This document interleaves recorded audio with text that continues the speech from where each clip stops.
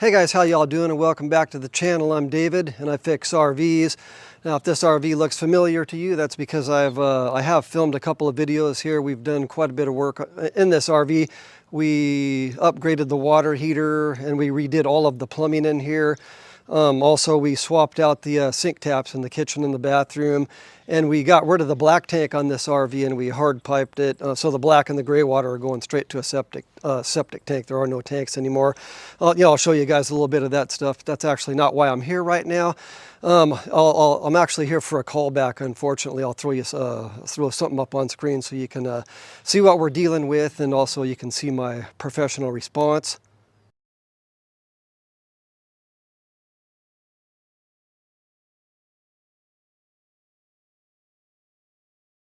Okay, let's get started. Now, we did not winterize this RV. We should have winterized this RV. But basically, nobody was living in here. The heaters were not turned on, and, so it got really cold in here. We had a couple of weeks here in Washington State where it got down, I think into the 20s. And it always gets colder inside these RVs if there's nothing turned on. I'm sure it got down into the teens in here. This faucet sprung a leak. Originally we talked about swapping this faucet out for a different faucet, but I don't think that would make any difference. I think any faucet would have frozen up. And we looked this up online, and this particular faucet has over 2,000 5-star reviews. So I think we're just going to go ahead and reinstall the same faucet. And next winter, we will be ready with either we're going to winterize this RV, or we're going to just make sure that they have some heaters running. We've already talked about all that. So for now, let's just get started changing out this faucet.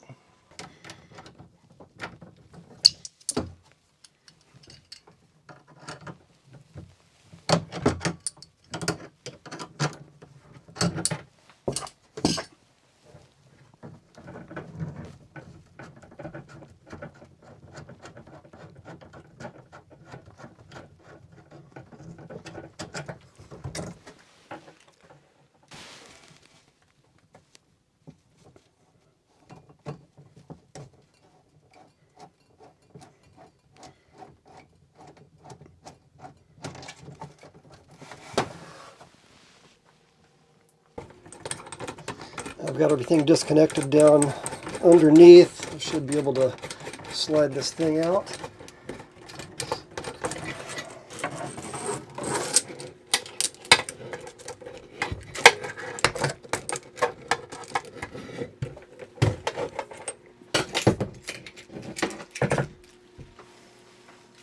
And this is my replacement faucet. Like I said before, this is exactly the same faucet that we had in there. I do like it. It's a really nice looking faucet. Kind of swivels around, and you got your hot and your cold here. All right, let's get this faucet installed.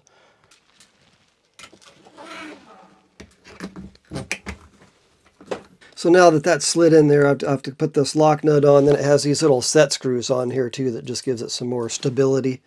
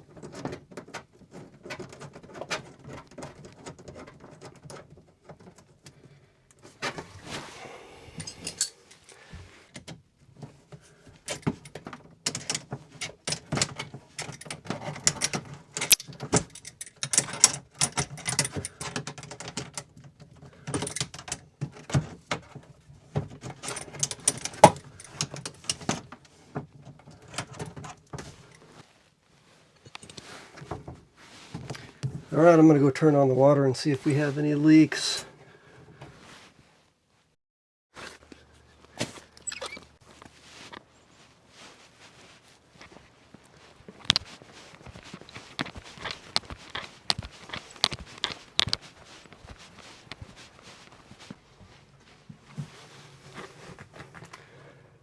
You guys see anything? Let's turn on the water. No pressure yet.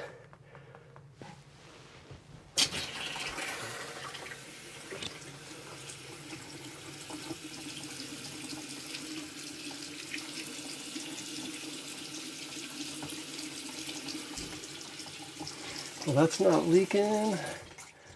Let's see.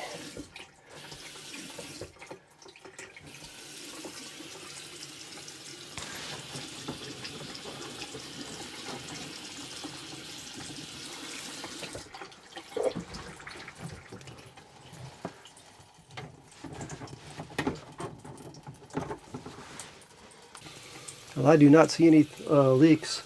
I think we're doing good here. We had another problem though, like you read in that text message earlier.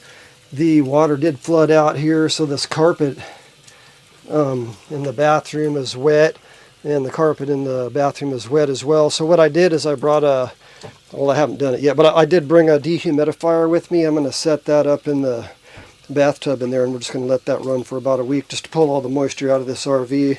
So I'm going to go grab that, and then we'll get that set up next. I picked up a dehumidifier on my way here. This is the one I'm going with, and we're going to let this thing run for about a week. And I don't think we're going to have to worry about emptying the water container down there. I'm going to set this up in the bathtub, and hopefully I can find a way to just let it drain right into the bathtub. I haven't read the instructions, but there is a drain plug back here. I'm assuming that if I pull that, it'll just drain right into the tub, but I am going to do a little bit of reading just to confirm. I've got the unit setting in the tub here, and we actually installed this new outlet down here. So originally there were no outlets in the bathroom, but I'm about to make use of that right now.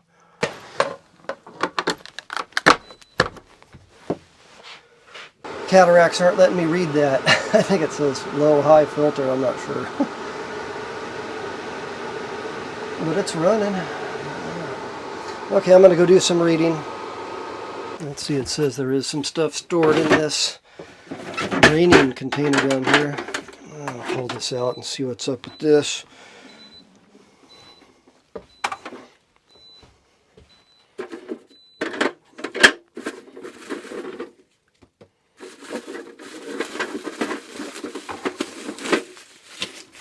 Definitely do have some parts stored in here. I don't feel anything else in there. Alright, some kind of foam pad right here, and this must be for the feet. I'll put them on, but we don't actually need those while it's in the bathtub. I got to read up on, find out what these things are for here, these little foam pads. I don't know if they're important or not. And this is the drain container that hopefully we'll be able to bypass, like I say, let this thing just have it drain straight into the bathtub. Well, it does say that plug was for a drain hose, but since we're in a bathtub, I don't need to actually attach a hose to that. We're just going to leave that open, and as far as I can tell, that should just drain straight into the bathtub. So the dehumidifier is running. It was at about 48% humidity when I first turned it on. It's down to 38 now, so I think that confirms that moisture is being pulled from the room.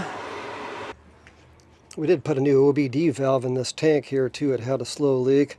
That was a lot of fun getting that out of there. I should have filmed it.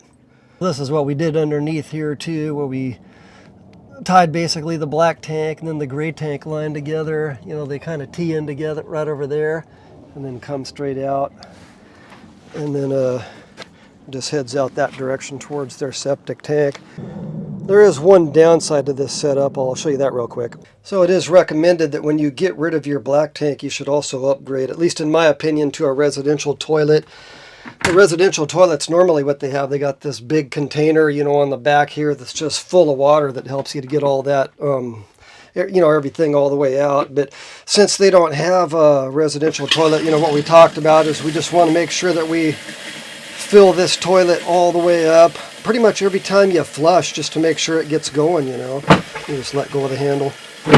But yeah, they're probably going to have to do that a couple of times just to make sure everything washes down the line. But it would be a lot better if they had a residential toilet. Every time you flush the toilet, the water has to make it all the way through this line and, you know, through here, and then all the way out there. That's a long way to travel. So obviously that's going to require quite a bit of water to make that happen. And, that would just, force a couple of gallons down the drain every time you flush. So that's the only downside to this setup. If you guys ever do this, maybe consider upgrading to a residential toilet.